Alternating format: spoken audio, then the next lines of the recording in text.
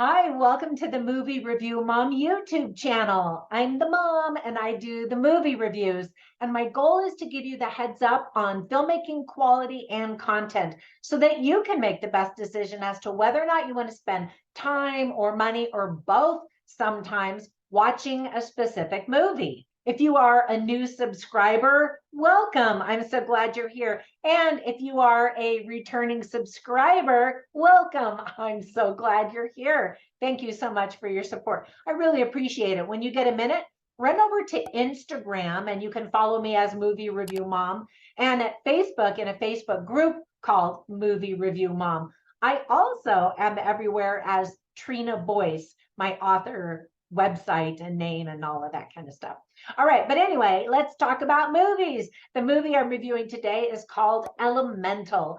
Disney's newest animation releases in theaters June 16th, 2023. Yay! So this is the first Pixar film to premiere in theaters since the pandemic began. There truly is something magical about watching a movie in a packed theater, hearing the audience's reaction, smelling that yummy popcorn, and being around a group of people who are focused on one thing. So I had the delightful privilege of watching this movie in a press screener in a theater filled with kids and their parents just last night. It was insightful to hear their reactions and see which part of their movies were their favorites. One was their dead silence. And at the end of the movie, ultimately, the whole audience clapped enthusiastically. So let me tell you about this movie. First of all, it's rated PG, just a tiny bit for language. It's 1 hour and 43 minutes. And my movie review mom grade is, my drum roll, a B plus. So let me explain why. I'm going to give you an overview in a nutshell, and then I'll point out things I liked and didn't like, as well as offer tips for parents, themes worth talking about, interesting lines, funny lines, and even recommendations for other movies that are sort of similar that I think you'll also like. Or if you like those, then I think you'll like this one. All right, so you ready to dive in? In a nutshell, the movie features a land of animated characters that are either earth, wind, fire, or water. Lessons are learned about life and love. I mean, that really is in a nutshell. The movie was directed by Peter Sohn. The writing team includes John Hoberg, Kat Lickle, Brenda Sue, and director Peter Sohn. In fact, the director explained that the movie is actually based on his own personal life as an immigrant moving to the United States from Korea. All right, there were plenty of things I really liked about this cute movie. First of all, the cast of voice talents did a fantastic job and includes Leah Lewis, Mamadou Rafi, Ronnie Del Carmen, Sheila Omni, Wendy McLendon-Covey. I've seen her in a ton of movies lately. Catherine O'Hara, I've been a fan of hers forever, and so many more. The color palette of this animation is bright and energetic. And the world building is quite clever and entertaining. Because the pandemic prevented the art team from visiting a bunch of countries like they normally do to get inspiration for their artwork and their world building, instead, they watched a bunch of movies on YouTube, specifically about Amsterdam and Venice. So look to see some similarities in those cities. And I've been in both of those cities and they're beautiful. And there are some canals and some water features and buildings that really did look like Amsterdam and Venice. There is so much visual and spoken humor, especially after Act One. Act One's a little bit slow as they're kind of introducing you to the characters and this whole world. And I noticed the audience was pretty quiet. It wasn't immediate laughter, but from Act Two and Act Three on, everybody was laughing and having a good time. If you watch this in theaters, you're actually going to get to see a new short called Carl's Date about Carl, you know, the old man who's darling from the movie Up. He goes on his very first date since his wife died. And it's very, very touching and sweet. The audience didn't laugh so much, but I could hear older parents, you know, audience members kind of going, hmm.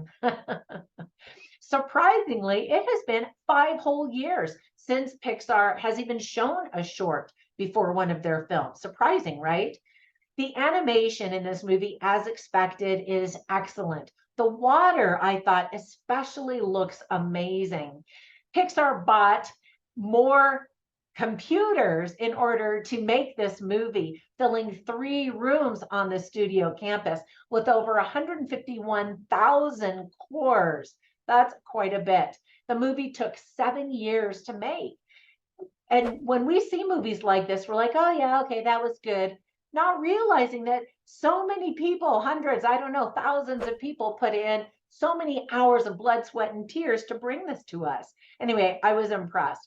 Because of the pandemic, the story team and the animators had to work from home during part of the time during the creation of this film to keep the project even moving forward. And again, that's a sacrifice too. You know how that goes.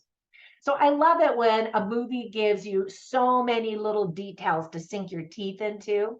And sometimes the details provide important insights, but sometimes they just entertain you in a specific frame or shot. For example, there's this one scene where a character just walks by wearing a t-shirt that says, "Kiss me, I'm fire-ish," because this character lives in the fire area of the city, and the whole audience caught it and laughed, and I thought that that was really cute and well done. The names of the characters were clever and really matched their element theme. For example, the main water character's name is Wade.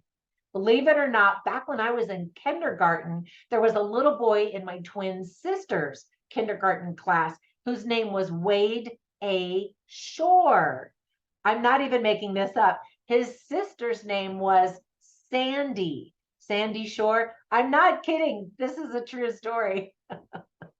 So pay close attention to the nature of each of the elements and how they're represented.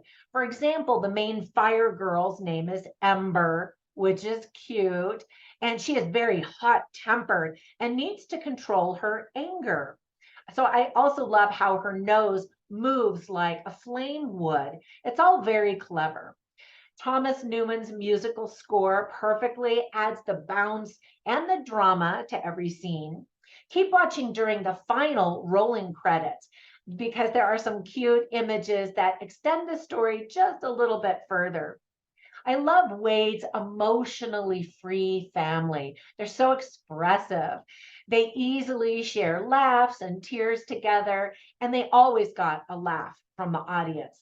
The family was so immediately accepting of Ember, the fire girl, and quickly accommodated her unique needs. I love that Disney showed such a kind, healthy family, especially because so many Disney movies feature dysfunctional families, and they think that's the norm now. And yet there are many, many fully functioning, happy, healthy families out there. They say that the director actually teared up when the movie wrapped, something that Wade would definitely do for sure. This whole family just was so emotional in a good way. I mean, they would tear up about happy things, and I thought it was really sweet. One of the characters in the movie is also named Ghibli to honor the Japanese animation studio Ghibli, or Ghibli, some people call it. And I honestly don't even know which one is correct. But when I took my family to Japan a number of years ago, we actually got to visit Studio Ghibli slash Ghibli. Somebody comment down below and tell me the correct pronunciation. It was as awesome as you would hope it to be. Now, with all of that praise, there were still a few things that I didn't like or just thought could have been done differently. For example, the movie took quite a while to get started. The audience didn't laugh, as I mentioned, for about 20 minutes, but eventually started to react. And I thought that that was interesting. We don't get to know all of the elements. We see land and wind, but the movie really focuses on water and fire, and specifically two characters in fire and water, which was fine. I mean, you can't meet everybody in the entire city of all of these elements, but I would have liked to have seen a best friend or a minor character in one of these other land or wind. I mean, I say that and we do, but it's very short-lived, I guess. I don't know. I think this movie could easily turn into spin-off movies where we do get to explore these other characters. I guess you could say kind of like superheroes. Not that they were superheroes, but lots of spin-offs where they get their own origin story movie or something like that. Okay, so have you ever noticed that the men in movies are often portrayed as carefree and fun, while the women are uptight and serious? Well, such is the case with the leading couple in this movie. And I've noticed it a lot because I started reviewing a lot of Hallmark movies, I would say this past year or two. And I've noticed that the men are handsome, which you would expect, but that they're just more easygoing and laid back. And all the women are stressed out and anxious and psychotic until finally they resolve situations. Anyway, the movie was like that, or the characters, I should say, were like that in this movie too. In 2006, the Walt Disney Corporation purchased Pixar Animation Studios. So does that mean that Pixar has now gone woke now that it belongs to Disney? Well, a lot of people are worried about that. So this movie definitely has some messaging about that. However, I think it's done well enough that it's not in your face so much, which is what a lot of parents are starting to get really annoyed by. And Disney stock has plummeted because of it. So at the surface, the themes of this movie feature problem solving, standing up for oneself, love, all good messages. And I know that there will be parents who disapprove of an ulterior agenda that promotes the me first philosophy. So many children's movies nowadays have shown duty and responsibility as a negative thing, so much so that being selfish appears a superior attitude. And I have a problem with that. I mean, look at the golden generation where the young men lied so that they could serve military duty.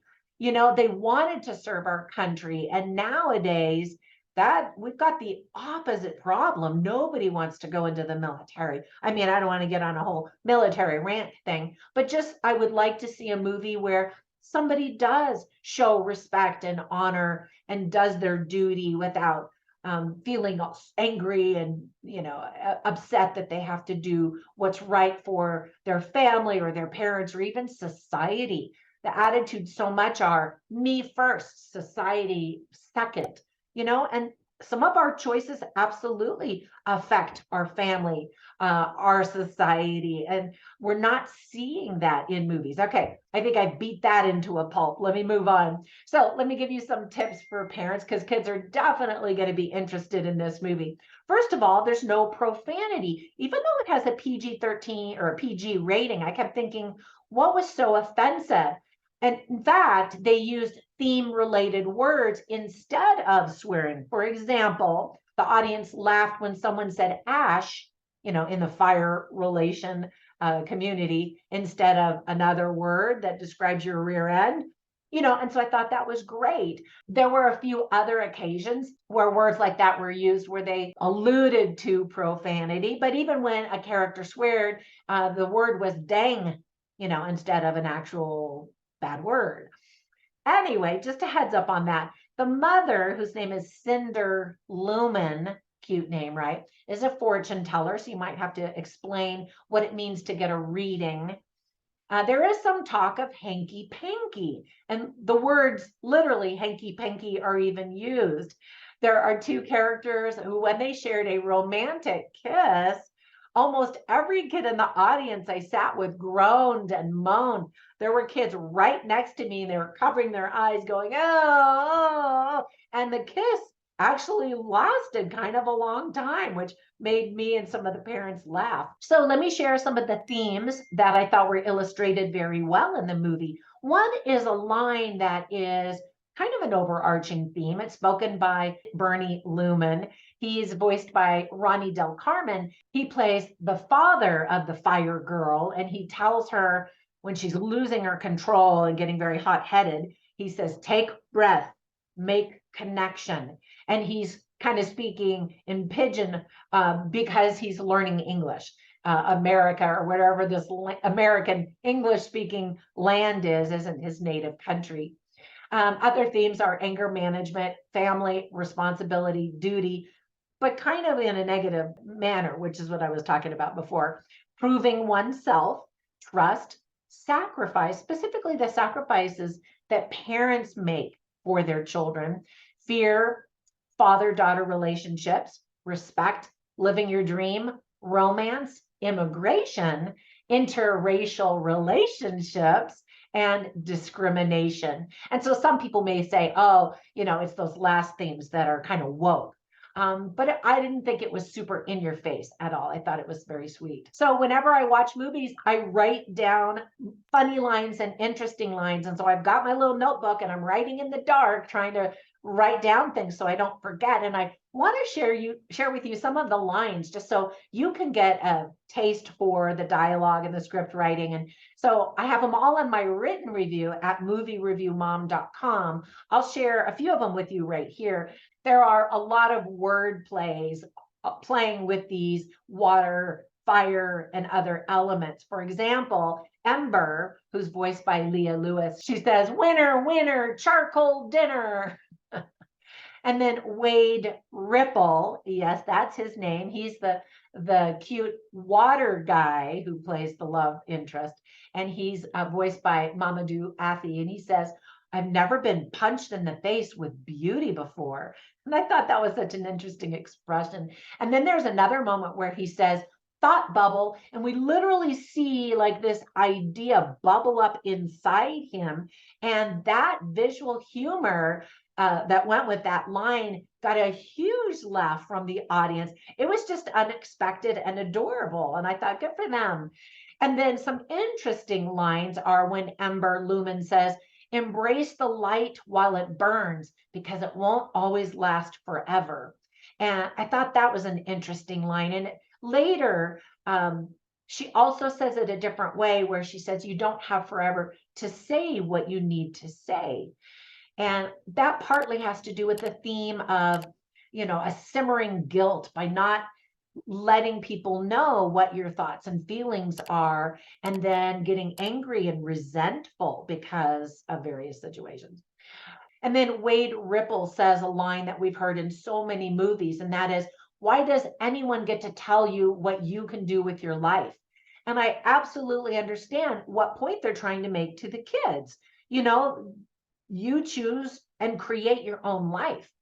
But I just worry about this younger generation that they are going to be so dismissive of everyone. And in fact, I'm an author coach, and I was talking with one of my clients today who's writing a book about difficult conversations. And she says she has talked to so many young men and young women who say, "I hate people. I don't want to talk to people. I don't like anybody."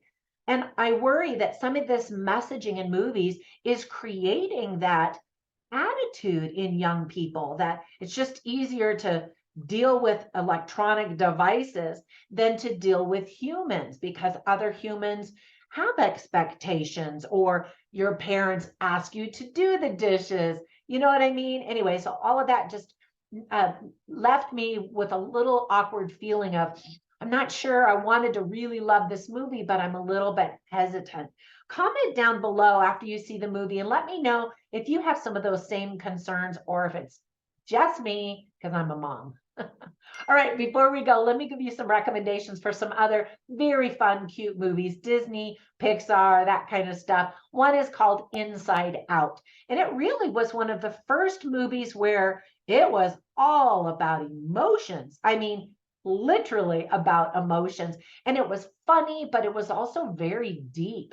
And I think because it was so successful, so many other movies have tried to come out and duplicate that feeling, like this one as well, Elemental. And then just two other fun, sweet movies that show friendship, duty, responsibility, creating your life, living your dreams, and those messages that we've been seeing so much for the past 20 years probably. First one that I thought of is Luca, and it's So colorful, so pretty, so beautiful. And then another one came out on Netflix. I'm trying to give a shout out for Netflix. It's not just Disney and Pixar that are producing some beautiful animation. This one's called The Sea Beast. Definitely check it out. The animation impressed me that much, and the story was really great as well. All right, that is it for today. I hope that if you watch Elemental that you'll really enjoy it. And it is family friendly, and I think that there is humor for all ages as well. So it's an outing at the theater that everybody can enjoy. All right, have a fantastic day, and I will catch you in the next one. Bye for now.